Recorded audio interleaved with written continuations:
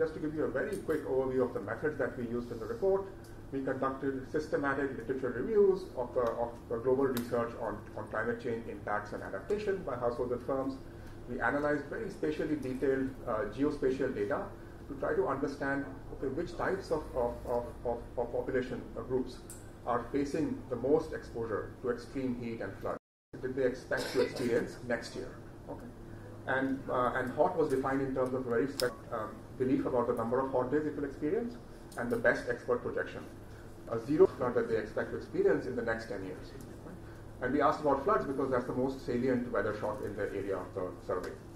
With firms, the average is very close to zero. So on average, firms, households seem to be good at predicting the 5 years, adapt more. Making some distinguished focus on small, medium, and micro entrepreneurs would be really helpful. And also, there are emerging women entrepreneurs. So definitely, gender dimension would be much appreciated. And I'd like to take the opportunity to mention here, remember together that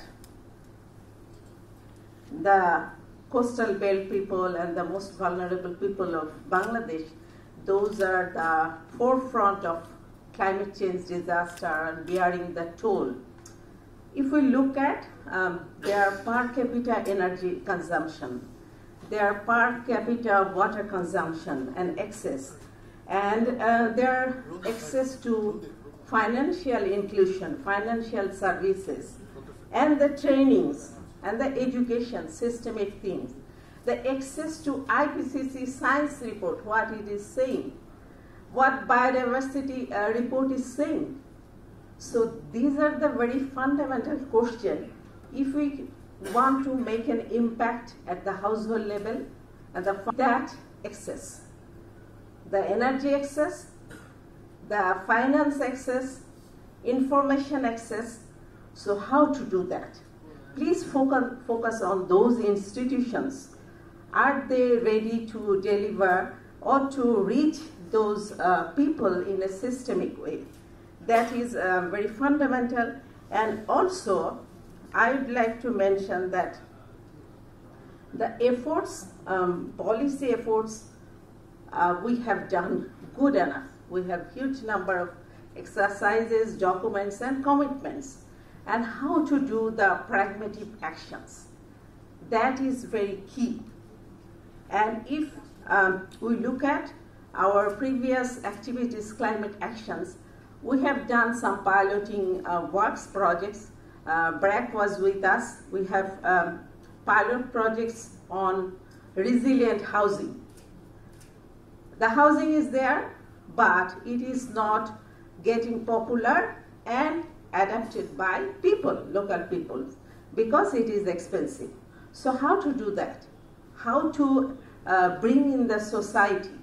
So local government engineering departments, there are certain departments, they are responsible to do the planning in the grassroots level, local level. They should have a role to prepare the growth centers. So they should have a core mandate that whenever any person, even in the rural areas, if they want to build a house, they need to have certain templates. There should be some governance, like Rajuk is doing in Dhaka city. Without any plan, approved plan from Rajuk, you will not be able to build any infrastructure.